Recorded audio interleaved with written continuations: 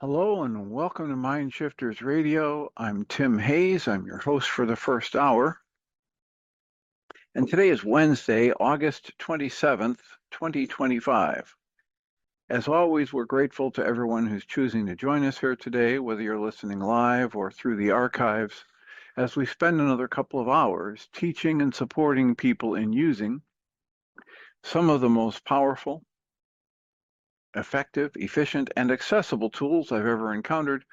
These tools are available absolutely free through the tireless efforts of Dr. Michael and Jeannie Rice on the website at whyagain.org. If you go to that website and click on the two words that say Start Here in the upper left-hand corner, it will take you to a page where you can download and read Chapter 24 of Dr. Michael Rice's book. His book is titled, Why Is This Happening to Me Again? And that chapter of the book contains a narrative description and explanation of the primary tool in this work. That tool is called the Reality Management Worksheet, sometimes called the Reality Management Wake-Up Sheet, and it's a tool I've been using to great effect for over 20 years now to improve the quality of my life and most of my relationships, and to turn any negative emotional experience I have into part of the infallible guidance system that each and every one of us has been given. You can also download the actual worksheet process itself. It's a simple PDF file. Click the link, download it, print it off, copy it as often as you'd like, and use it over and over again absolutely free. You can also download from that page a whole host of audio files that shows just like this one, where people have called in and been stepped through that worksheet process. And if you choose to listen to them even repeatedly, they can serve as a powerful tutorial for you to help you get maximum benefit from these tools in the shortest amount of time possible. You can also go to your app store and type in the three words Heartland Aramaic Forgiveness. And if you choose to do that before you're done typing the word forgiveness, you'll see the glowing heart icon. If you tap on that, it will let you download a completely free and private app that contains the Reality Management Worksheet. It contains an abbreviated version of that worksheet process, and it contains a copy of the Dragon Klingon game, which is a wonderful way to introduce these tools to even younger audiences. We hope people do all of that soon and often, primarily because it tends to improve the quality of people's lives the more they actively apply these tools in their lives, and secondarily because it tends to prompt comments, questions, answers, and testimonials. If you have any of those to share with us, we'd appreciate you doing so. You can email me at tjh@mindshifters-academy.org, or you can email Jeannie at jeanie@yagain.org. And if we get a question or comment from you through an email, we'll address it on the internet show, and then as time allows, send you a notification about what day and time that occurred so you can listen back to the archives for your feedback or input. Greatly appreciate whenever anybody chooses to do that, because it makes it infinitely easier for us to live into our intention with this work. The intention we have is to be of service, and that's just a lot easier to do when we know how these things are landing for you, what you're finding most valuable. Alternatively, you can join us live if you have the capacity during this hour, 11 a.m. Central. Go to zoom.us, open a browser window, or use one of the many phone numbers they have and type in the meeting ID 853-2357-4173. And if you do that, you have the capacity to either listen in or type in the chat room or talk to us directly. And again, we greatly appreciate that because it makes it so much easier for us to live into our intention to be of service. So we have plenty of time for comments, questions, suggested topics, actual worksheets to be done, or worksheets that could be framed out for you to do at a later time, etc. How can we support you today? What is on your mind? I just wanted to see the lesson for today in the Course in Miracles, which a couple of lines, so it's lesson 132. I lose the world from all I thought it was. a lesson, and a line I took out of it, a couple lines within, I can't remember what number it is, but the world is nothing in itself. Your mind must give it meaning. And then it went on to say, yet in truth, you found exactly what you looked for when you came. Change but your mind on what you want to see, and all the world must change accordingly. Now, in the very beginning, did you, can you read that again? I think you said lose the world. Yeah, the idea, I lose, I thought that is lose. Yeah, I lose the world. Yeah, lesson 132, I lose the world from all I thought it was, is the Okay. lesson. Okay. So I would read that as I loose. Oh, that is loose. I let it go. I loose it. I release it from all I thought it was and let it be just what it is. It is loose. Thank you. I didn't know why I had to bring that up today, but it said to bring this forward. So that's why, so you could correct my mind. You could mirror me correcting my mind.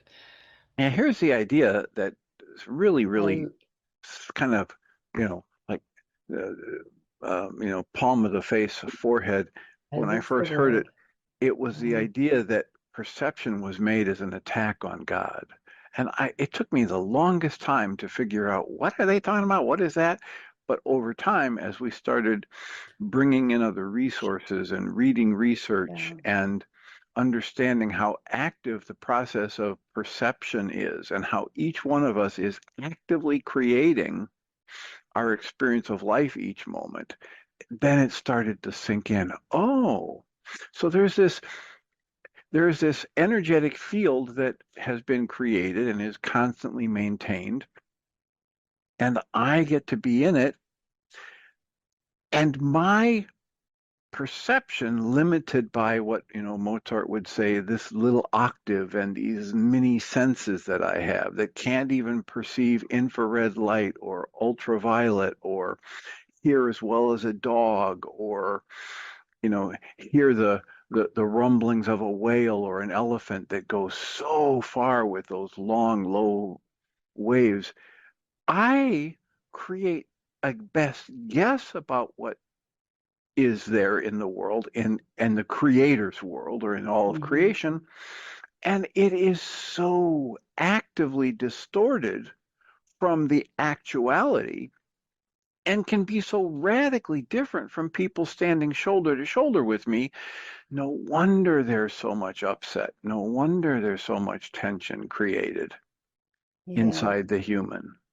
Oh my gosh. And would you do, I'm sorry, because when you went back and you shared with me, or I'm sorry for myself, you were sharing more detail on what loose was. I would like you to do that again if you don't mind, because I missed it because I was in my mind. I was in my thinking mind, and what you were saying there. Okay, so the word lose, which is the word you were using, this was my favorite pen, but I lost it. It's lost to me. Lose that, drop that, get rid of that. So people do use it in that way, to lose it, to drop it, to get rid of it. But the loose is to let it loose, let loose Yes, of this tight yes, hold I have on it, thinking that I know what the world is. yeah. Soften and allow, right? Mm, I was working with some people, I don't know, a number of years ago now, and it came to me to start talking about immerse and allow. In whatever's going on in your life in the moment, immerse in it. Don't ignore it. Don't run away from it, but immerse and just allow it. That came to me after years of reading and rereading The Way of Mastery, especially Lesson 5, where it says the keys to the kingdom are desire, intention, allowance, surrender, and humility. Now, the desire part is a really intense, the entire preceding lesson in the Way of Mastery is dedicated to desire. And because that word desire has so much emotional baggage for most people, mhm. this was way back, and maybe probably 15 years ago or so, when we still had the live support groups. And we had people sitting around a table discussing it. And all of this turmoil would come up around their emotional baggage for the word Allah or desire, right? Passion, creativity, obsession, whatever. They were mixing all of that up. And I said, well, this entire lesson in the way of mastery is designed to help us see they're using the word differently than that. And what they're trying to communicate is, and then this thing flowed out of me. How about you think every time you see the word desire, instead you put this little statement, the the energy of creation that wants to express uniquely through me Hmm. in this moment. And that's what the way of mastery is trying to tap us into, right? People talk about the will of God or not my will, but thine be done. Well, the way of mastery is trying to let us understand that there are these energies that carry into our awareness any craving, any wanting, any obsessing. And that it's like Michael Rice talks about the waves, and waves carry information. So writing on this wave is a picture or is a thought or is a so what the way of mastery is trying to get us to pay attention to is when you all of a sudden get a craving for a bowl of ice cream, the specific thought about a bowl and ice cream and sugary sweet and whatever is the content, but the energy that brought that into your awareness right now is desire. It's a flow. It's a very subtle, but the most powerful of all things they say in that lesson. Nothing happens without desire. Desire is this energy of creation. So nothing happens without the energy of creation, right? Setting it in motion and bringing it to fruition. So that's the first step to the keys to the kingdom is that you learn to tap into that and tune your receiver to that so you can be aware. And then there are exercises in it in lesson 4. Lesson 5 says you want to get to heaven or you want the keys to the kingdom or you want to get enlightened or realized or whatever. Here are the keys. Learn to be aware of the energy of creation as it wants to express uniquely through you in this moment. And step 2 is intention. And by intention, they mean waking up to how we've trained ourselves in the art of distraction. You know, I had the intention to do worksheets, but a friend called and invited me to the movies and I went there instead, right? So now we've cultivated and practiced being distracted. We elevate it to high, oh, this guy's so good at multitasking, right? Yeah, yeah. So the second key to the kingdom is developing the ability to identify my habit of distraction and release it so I stay focused with my intention on what it is that desire, the energy of creation, Wants to is trying to express. communicate to me in this moment. And then the third step is allowance.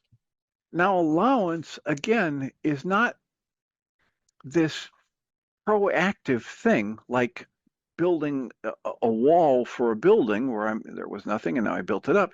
But allowance is more that I put a little bit more of my mind energy into observing what's going on in my energy system, physical, mental, and emotional.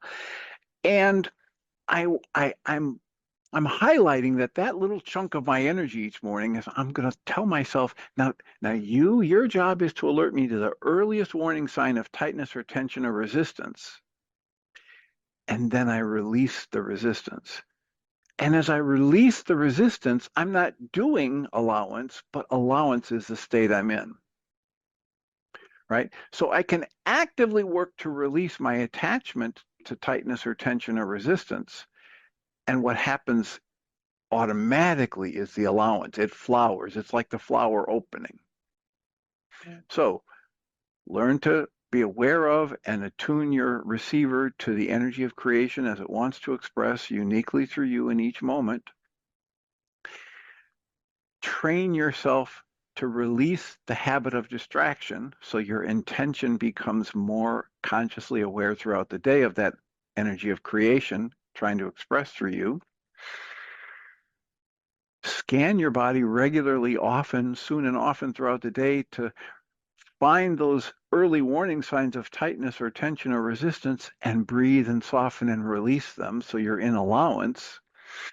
And then if you do those first three steps on a regular basis, the fourth one will also like a flower opening, start to unfold, which is surrender, which is the realization that, you know what? There's not me here doing something or living life. There's someone living through me. There's something breathing me, something looking out at the world through my powers of perception. I'm being lived. I'm being breathed. Mm-hmm. I'm I'm an instrument of this creative force. And then he says, when those first four things are happening, the first three you're consciously doing, the fourth one starts to unfold and awaken in you, and the realization that you're not the one driving this bus, right? You have dominion over where you point your mind energy, but you didn't create the mind energy and you didn't create yourself. Then your life experience is probably going to become so much more preferable to what it was before that there's going to be a dramatic increase in the temptation for you to take credit for it. Mm-hmm. Hey, you know what? I've read Yeah. this book so many times. I've done so much breath sessions that now when I breathe and my spine pops and cracks and everything loosens up, look how I'm healing myself, right? So I'm going to take some credit for it. And the fact of the matter is, this the way of mastery says, if you ever have difficulty generating humility or this recognition that you're not the one driving the bus, ask yourself, did I create myself? Answer, of course, is no. Do I even know when I was created or how I was created? The answer, of course, is no. And so you start to generate this awareness that I'm just a part of this tapestry and flow of life like everyone else is. And then I give the credit, the value, the honor, the reverence, whatever you want, to the flow of life itself. And I don't take credit for it. Yeah. Yeah. They say then, if you do that, and you get really good at it, then Holy Spirit can come to you and bring people to you because Holy Spirit knows you won't corrupt it by trying to take Yeah. credit for it Yeah. yourself. You won't, your ego will still be there, but you Yeah. won't let your ego come in and disrupt or change course or drive the bus or, think that because you have gotten into the flow and let life come through you more, that you're somehow better or more deserving than anyone else. Yeah. Very interesting you're saying that piece because I don't remember the dream fully, but it was all about reverence. And that it's the you bringing that word, it's a an activator word to the memory to the dream time. So and it feels really important. When you were speaking about desire, I was wondering, I got in my mind, it was a coin. It showed me a coin. Okay, desire's the coin. And then it showed me one side being ego and then one side being spirit. And then it's almost just like frequency. And so which lens would I look from through the eyes of the truth of creation, that letting it come through me, or the distorted creation?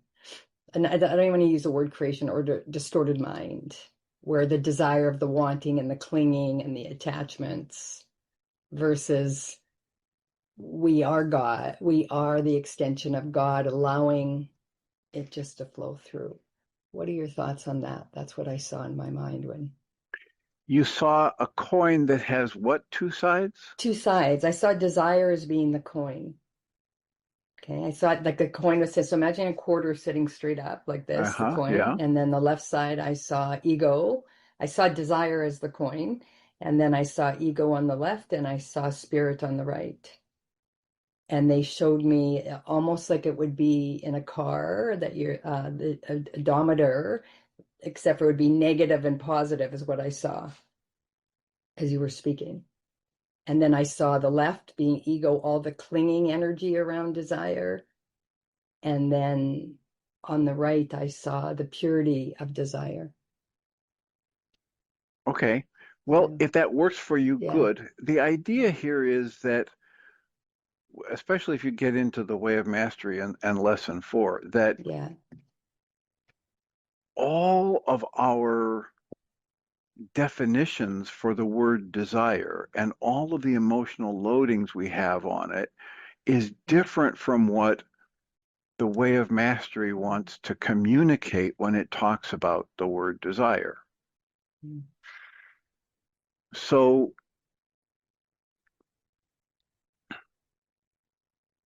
you might say, and I'm not sure that these words are in that book, but the essence of the meaning, I believe, is in the book, that desire is the energy that brings into our awareness what God's light, love, spirit would have us know and do. Yeah.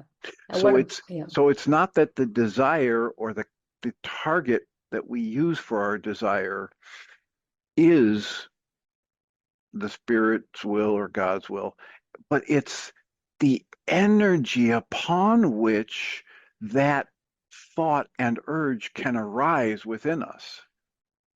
So it's this really, really difficult concept that you just got to massage with a little bit and play with. And yeah, like, what do you mean? Desire is everything. That that it says at one point in that book, it, if the creator didn't desire, nothing would be in existence, right? So this it's implying that this energy that brings the creative force forward to infuse into a seed so that it germinates and blossoms, etc., is the energy, not the thing. It's not the mm, seed germinating or the blossoming or even the impulse to germinate or blossom. It's that impulse to germinate or blossom is riding in on the energy that we call desire. In that book, they call it desire. Now, we yeah. in our Western world have never, prior to getting that book and reading and rereading and rereading it, I had never thought about that kind of a definition for desire. Yeah, I'm gonna sit with that because right now, my mind energy is not being able to, I don't brain cells that, what you're saying feels true, and yet my mind yeah, it's not, it hasn't coalesced yet. But I'm excited because So yeah, what if I start reading that lesson? I would love if you would read that lesson. So because there's so much in here, and the fact of the matter is, I might be getting it differently than somebody else would. So lesson four from the Way of Mastery is Mm. as follows: following the thread of desire. And the text reads, "It is with great joy that I walk with you on the way you have chosen. For in truth, there is not a time when I am not with you. There is not a place to which you can journey where you will not discover my presence." And for those who are unfamiliar with the Way of Mastery, this is a book that's been channeled, and ostensibly, the entity, the consciousness that's giving us this message is the energy or the consciousness of Yeshua, many call Jesus. So then it goes on and says, only reality can be true.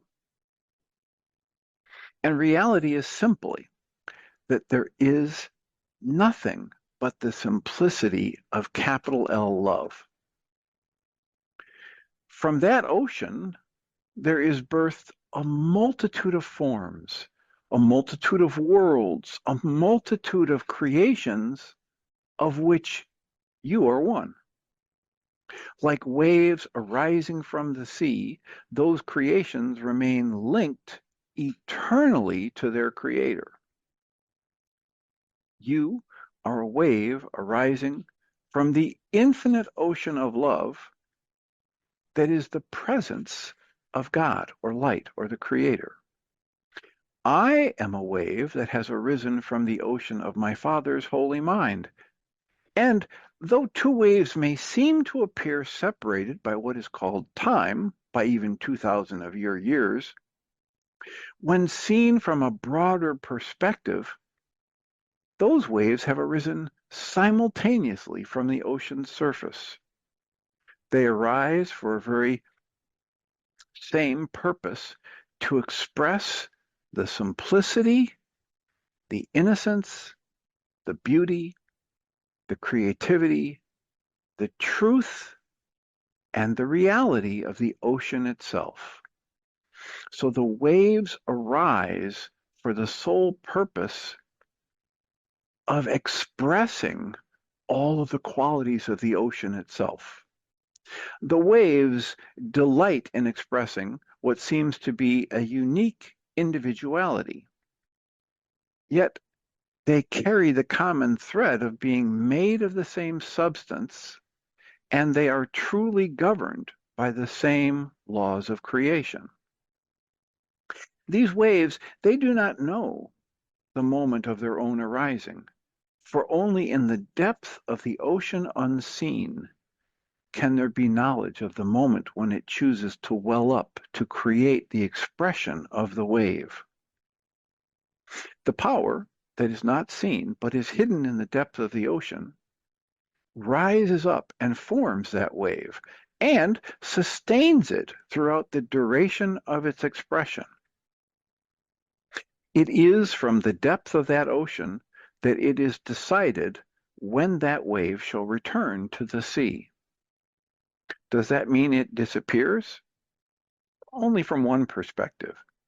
Yet in reality, the very substance that has made manifest truly has not known birth and death, but only expression.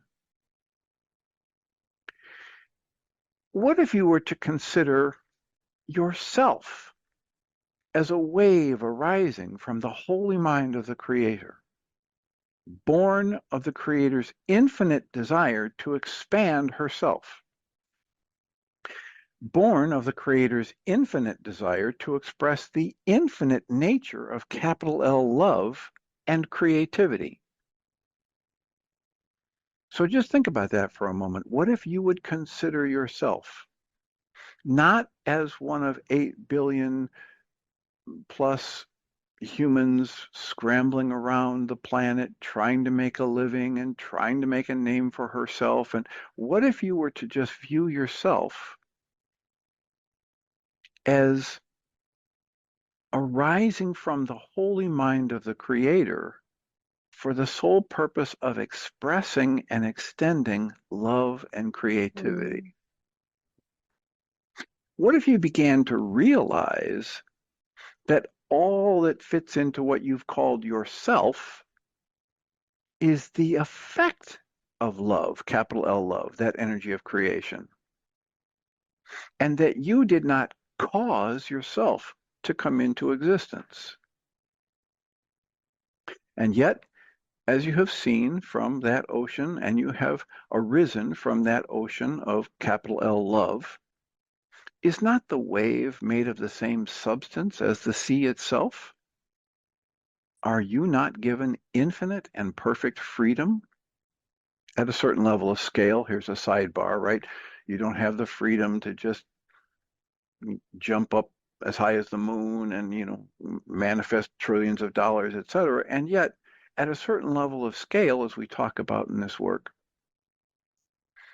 you do have the infinite capacity to choose the focus of your conscious awareness in each new present moment. And it is the choice of the focus of your conscious awareness in each moment that actively creates your experience of life. So, are you not given infinite freedom to perceive yourself? For just as your Father perceives you, you are given the freedom to perceive yourself and all of the other waves that you might notice, and even the ocean itself, and perceive it in any way you choose. Mhm. Now, there's times when I read stuff like this and I hear the echoes in my mind of people who say, yeah, well, that's pie in the sky, mamby-pamby, that's not real life. And I flip over to a book like Messages of Life from Death Row. And this is a story of Roger McGowan, who was sentenced to death row in Texas for something he didn't do, and something that a lot of people knew he didn't do. And instead of, once he gets thrown in this 6 foot by 6 foot by 10 foot cell, choosing for bitterness and resentment and anger and vengeance, he chose to become a spiritual teacher. And here are just 5 things from that spiritual teacher locked in a 6 foot by 6 foot by 10 foot cell in Texas on death row that he wants us to know. Point number 1, love is the fundamental law of the universe. It is the reply to every situation. It is our reason for existing, the essence of what we are. Love is easy. Hate is the difficult role to play. Point number 2, everything that happens in life is an opportunity to learn. Life is a school of higher learning. Keep in mind, this from a guy in death row for something he didn't do. Third point, we can refuse to be victims, and we can take personal responsibility for our lives. Even happiness is a choice to be made, whatever the circumstances of one's existence, including being actively abused daily on death row in Texas for something you didn't do. The fourth point, God, infinite love, provides a field of infinite possibilities so each of us can create a life that is perfect for us. The last point, everyone creates their own reality, essentially through their way of looking at and interpreting events, people, and situations. That's why one of the bottom line observations says, what happens to me and around me in my life is nowhere near as important as how I choose to interpret and respond to those events. So in the Way of Mastery, Lesson 4, it tries to let us know that we are perfect in our freedom, just as the creation itself is free to create and extend itself. And we are free, just as the Creator chooses how to perceive you, you're given the freedom to perceive yourself and all of the other waves or people that you might notice, and even creation itself in any way you choose. The goal then of genuine spirituality is to realign the quality of your perception. Try and see Mm. the parallel here to the Course in Miracles, where it says perception is made as an attack on God, and the world that you create with your perception is not the world that the Creator has created for you. Yeah. And it says, the goal then of genuine spirituality is to realign the quality of your perception to mirror, to resonate with, to be in perfect alignment with the perception of your creator, essentially to see with the creator's eyes. There's a teaching, a body of work that comes out of Abraham Hicks and the consciousness of Abraham. And they say, you know what? Whenever you're feeling angry, tight, tense, whenever you look at somebody and you generate upset and you think it's them that you're upset about, the discomfort you're experiencing in that moment, whatever flavor it is a direct product of the fact that when your creator looks at that person, the creator sees a reflection of itself. And you're Mhm. looking at that person and seeing something that's off. And the discomfort you're feeling is the direct byproduct of a misalignment between your choice of perception and the creator's awareness of actuality. Yeah. It's the same message to my eye and ear right here in the Way of Mastery in the 4th lesson. just to repeat, the goal of genuine spirituality might be important, right? People who pick up this book and even get to the fourth lesson, they're pretty much focused on spirituality and genuine and wanting to make progress. So here it says, here's the goal. The goal of any genuine spirituality is to realign your perception, to mirror, to resonate with, to be in perfect alignment with the perception of your creator. In other words, to see with God's eyes or the creator's eyes. Beloved friends, in truth, you remain as you were created to be. This means that in each and every moment, you are literally using the power of the Creator, the power that is found in the depth of the ocean of the Creator's love. You're using the same power that gave rise to your very creation, and you're using it to perceive as you desire. So you can use it to say, that's bad, that's wrong, or in the next moment, you could say, wow, if this is happening, it's part of the flow of life, and so am I. What's mine to do here that it might be a blessing to myself and others? You have that possibility in each new present moment. The next paragraph reads, therefore, in this lesson, we will address the very nature of desire itself. We will address what it means, what it signifies, and how it creates effects. We will address the power of desire, the value of desire, the meaning and purpose of desire, and how to begin to bring that energy. So right here, they're slipping in this definition. It's an energy, right? Desire, the way they're referring to it in this work, is an energy. And it says that energy, which at times feels like a team of 10,000 wild horses, all wanting to go in their own directions, and to bring that energy under your conscious and deliberate direction, so that you might create as the Creator created you, with perfect, deliberate, infinite love, capital L love, with perfect, infinite, and deliberate joy, and with perfect, and they repeat the word in italics, perfect freedom. The next paragraph reads, desire, exclamation point, desire. When I walked upon your planet as a man, I confronted many different opinions about the nature of creation, the nature of humankind, and the nature of consciousness or self-identity. Just as you are now confronted with many schools of thought, so too was I.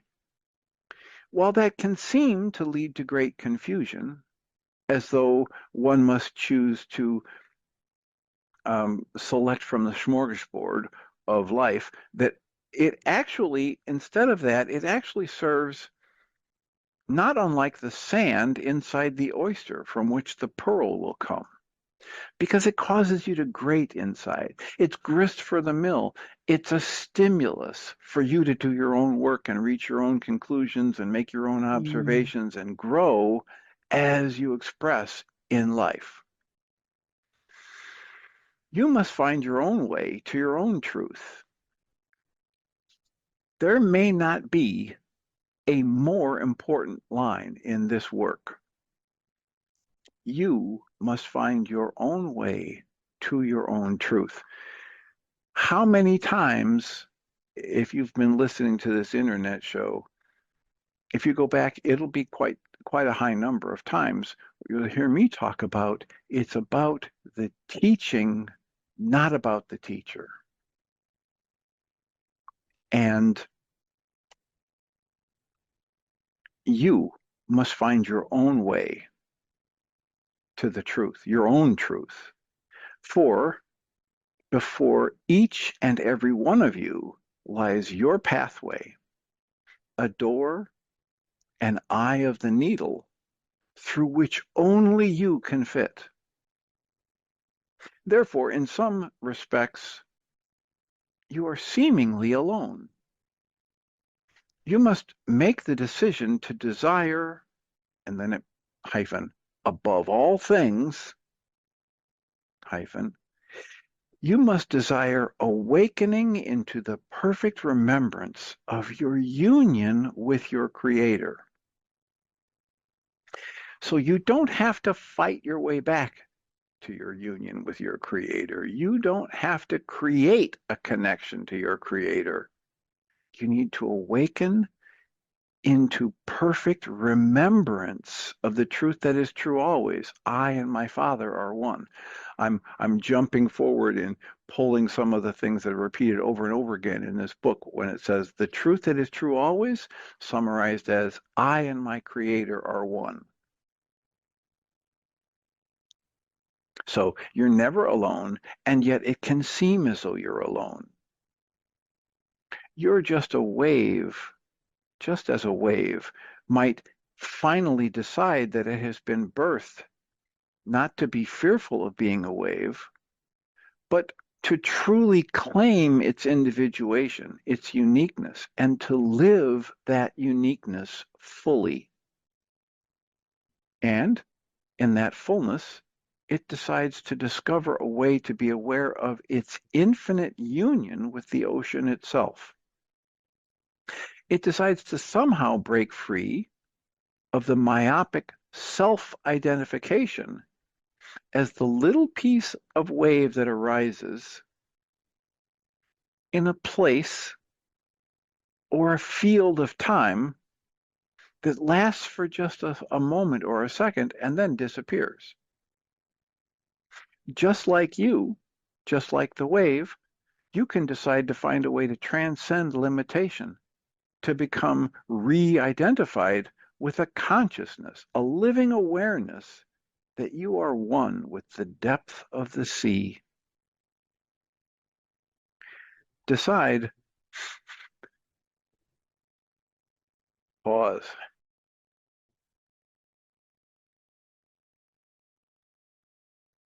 stifling a sneeze there. Decide, where was I? Just as a wave might finally decide that it has been birthed not to be fearful of being a wave, you can decide to find a way to transcend limitation, to become identified with a consciousness and a living awareness that you are one with the depth of the sea.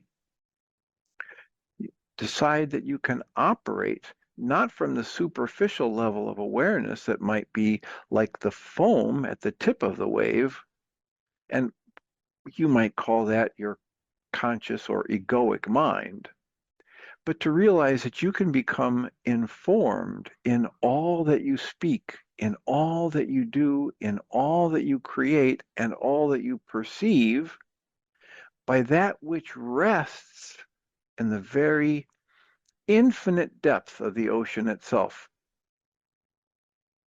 Now, they put a lot of words in there, but the essence of it is everything you think, speak, say, and do can be informed by the intelligence that rests right alongside the heart of the Creator, the mind of the Creator in the depths of the ocean. It goes on and says, imagine then drawing upon a well within you that seems to have no bottom and no sides, through which something is pouring forth from places unseen, in which your literal conscious attention or awareness seems to be colored with a radiant light, a light that literally leaves you feeling that you are not the mind body or the personal history with which you had identified before. And an awareness that these things are only temporary, meaning your personal history and all of those thoughts about yourself, they're just very temporary and very impersonal effects of a level of desire within your soul, which is one and the same as the love of the Creator expressing itself. for no other reason than that capital L love must be extended. Its nature is extension, expansion, inclusion, growth. Imagine transcending your fear of your own survival because you look upon your body mind and you're no longer identified as the body mind. It's become a tool to be utilized by the love that rests in the mind of the Creator. You live and yet not you, but Christ dwells as you. And this next sentence is in italics. This is a very real experience to be lived, period. It's not just a philosophy. It's not just a concept, and it can never be a dogma. There is a mystical translation that occurs in the depth of the soul, which is merely a shifting of where you perceive your sense and source of identity. There's something about reading this that makes me want to go back to page 5 in the first lesson where it says, this particular pathway is not a pathway of the intellect. It is a pathway of the heart. It's a pathway of awakening, not avoidance. It's a pathway of truthfulness.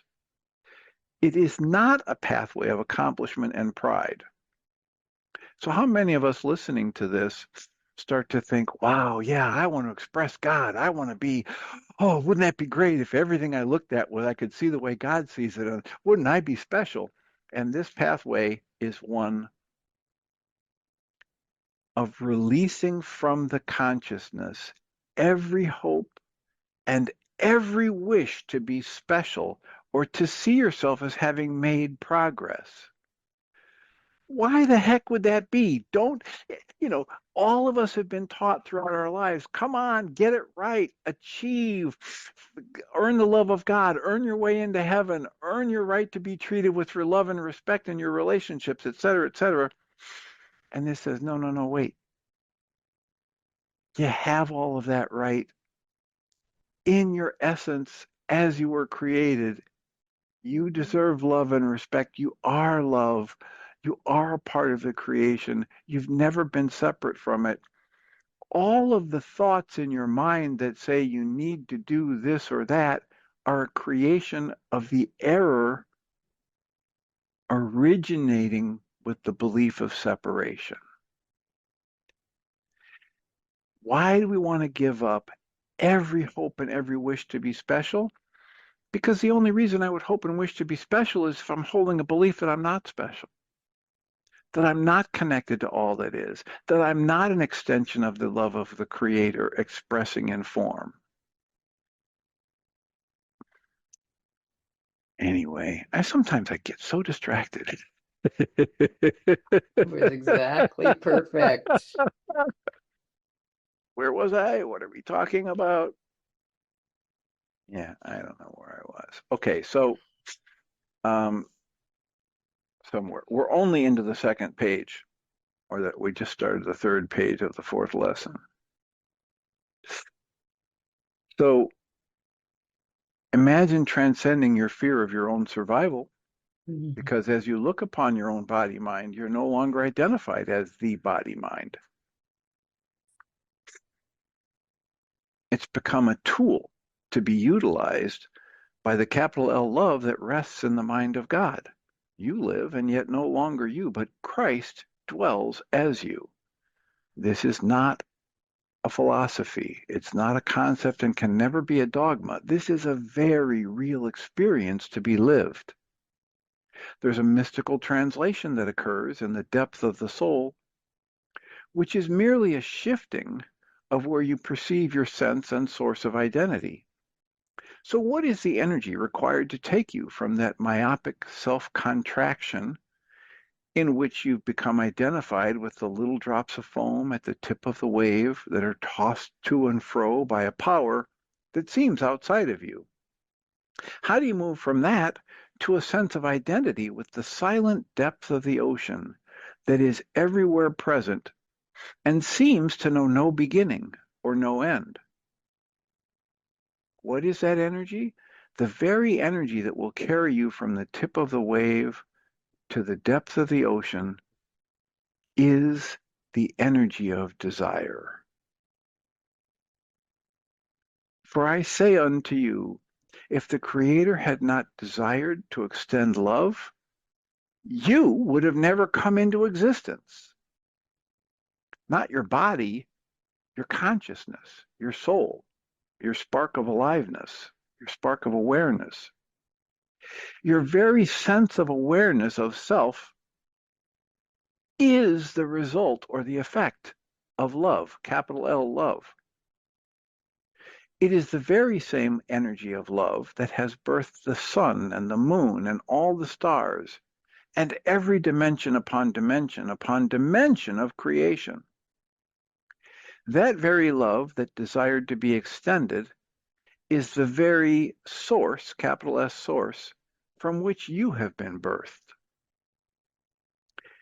As you know yourself to be, you are the effect of God's desire, of the Creator's desire to extend love.